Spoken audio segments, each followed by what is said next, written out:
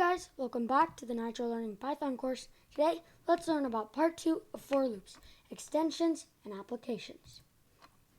So let's start by learning how to iterate through some other data types. We'll start by strings and tuples. Same syntax as lists, should be really easy to do those. But how do we iterate through a sequence of numbers without having to use a list?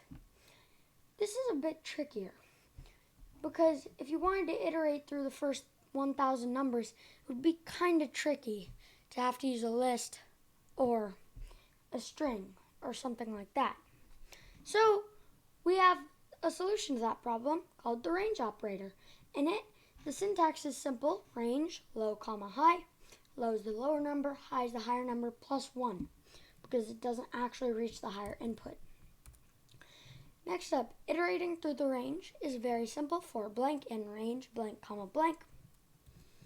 And some applications are permutations, factorials, and many more. Let's get to some code.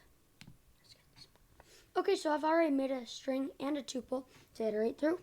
For character in my stir, print char.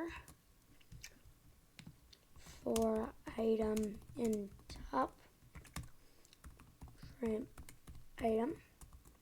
So you can see they both iterate just like lists. Now, let's try using the range operator.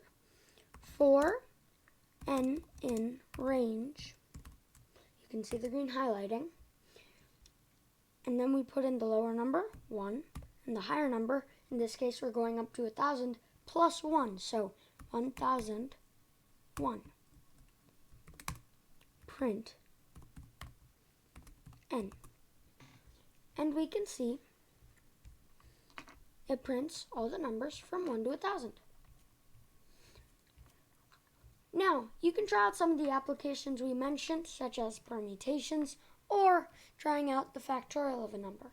You'll be surprised to see that for loops make it a lot easier to make as a program and will be the main part of your program. That's it for now. I hope you learned something, and as always, this was Nitro Learn. Hey guys, thanks for making it to the end of the video.